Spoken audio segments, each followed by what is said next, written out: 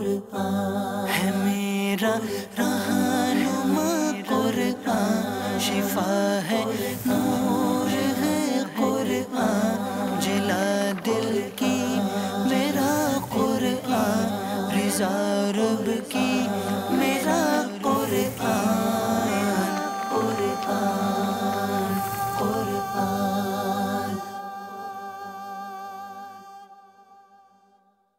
الحمدللہ رب العالمین والصلاة والسلام علی سید المرسلین، اما بعد فاعوذ باللہ من الشیطان الرجیم، بسم اللہ الرحمن الرحیم۔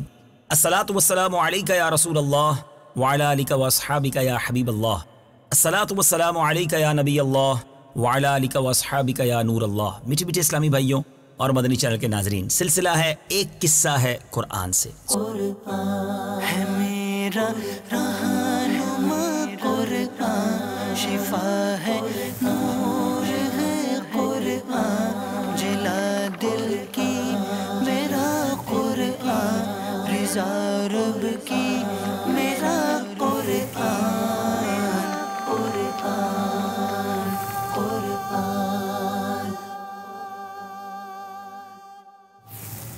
میرے میٹھے اسلامی بھائیوں، ہر سلسلے میں قرآن پاک کا ایک مبارک قصہ اور اس کے تحت بہت سارے مدنی پھول ہم سیکھتے ہیں۔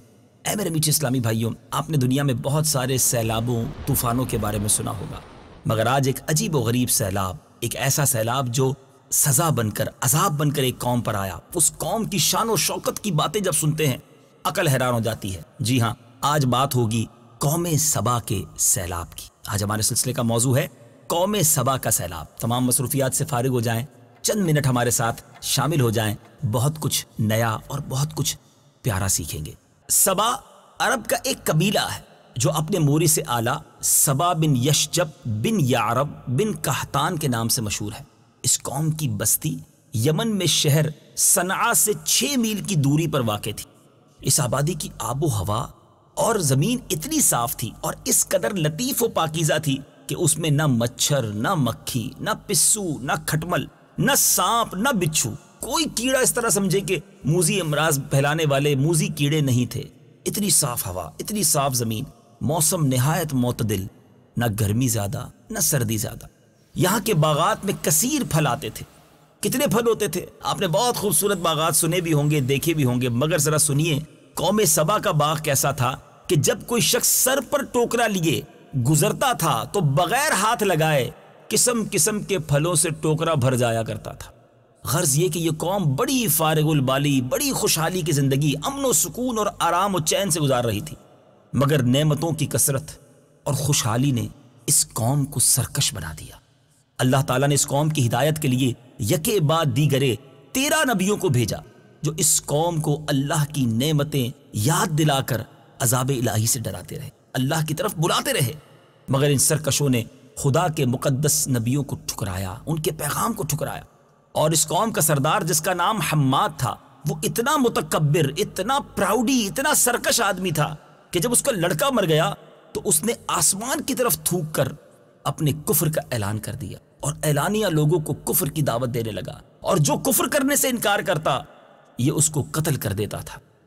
خدا عز و جل کے نبیوں سے نہایت بے ادبی اور گستاخی کے ساتھ کہتا تھا کہ آپ لوگ اپنے اللہ سے کہہ دیجئے کہ وہ اپنی نعمتوں کو ہم سے چھین لے۔ جب حماد اور اس کی قوم کا طغیان و عصیان بہت زیادہ بڑھ گیا، نافرمانی نہ رکنے کا نام لے رہی تھی، اللہ تعالیٰ نے اس قوم پر سیلاب کا عذاب بھیجا، جس سے ان لوگوں کے باغات اور اموال اور مکانات سب غرق ہو کر فنا ہو گئے اور پوری بستی ریت کے تودوں میں دفن ہو گئی۔ اور اس طرح یہ قوم تباہ و برباد ہو گئی کہ ان کی بربادی ملک عرب میں ضرب المثل بن گئی، مثال بن گئی۔ ملک سبا، قوم سبا کی جو تباہی تھی وہ پورے عرب میں گویا مثال بن گئی۔ عمدہ اور لذیذ پھلوں کے باغات کی جگہ جھاؤ اور جنگلی بیروں کے خاردار خوفناک جنگل نکل آئے، گویا خاردار جھاڑیاں نکل آئیں اس جگہ پر کہ جہاں بڑے بڑے باغات ہوا کرتے تھے۔ یہ قوم عمدہ اور لذیذ پھلوں کے لیے ترس گئی۔ اے میرے میٹھے اسلامی بھائیوں، ذرا غور کیجئے، اللہ تبارک و تعالیٰ کا جب غضب آتا ہے تو وہ کس قدر شدید ہوا کرتا ہے۔ سیلاب آیا کس طریقے سے، ذرا یہ بھی سنیے گا۔ قوم سبا کی بستی کے کنارے پہاڑوں کے دامن میں بند باندھ کر انہوں نے ملکہ بلقیس کے 3 بڑے بڑے تالاب اوپر نیچے بنائے تھے۔ ایک چوہے نے، جی ہاں، ایک چوہے نے خدا عز و جل کے حکم سے بند کی اس ڈیم کی دیوار میں سوراخ کر دیا، اور وہ بڑھتے بڑھتے بہت بڑا شگاف بن گیا، یہاں تک کہ بند کی دیوار ٹوٹ گئی اور ناگہاں زوردار سیلاب آ گیا۔ بستی والے سوراخ اور شگاف سے غافل تھے اور اپنے گھروں میں چین کی بانسری بجا رہے تھے کہ اچانک سیلاب کے دھاروں نے ان کی بستی کو غارت کر ڈالا اور ہر طرف بربادی اور ویرانی کا دور دورہ ہو گیا۔ اللہ تعالیٰ نے قوم سبا کے اس ہلاکت آفری سیلاب کا تذکرہ فرماتے ہوئے قرآن مجید میں جو ارشاد فرمایا، آئیے تلاوت قرآن اور اس کا کچھ ترجمہ سنتے ہیں۔ لقد كان لسبإ في مسكنهم آية جنتان عن يمين وشمال كلوا من رزق ربكم واشكروا له بلدة طيبة ورب غفور۔ ترجمہ، بے شک قوم سبا کے لیے ان کی آبادی میں نشانی تھی، دو باغ تھے، ایک دائیں طرف اور دوسرا بائیں طرف۔ اپنے رب کا رزق کھاؤ اور اس کا شکر ادا کرو، پاکیزہ شہر ہے اور بخشنے والا رب۔ فأعرضوا فأرسلنا عليهم سيل العرم وبدلناهم جنتين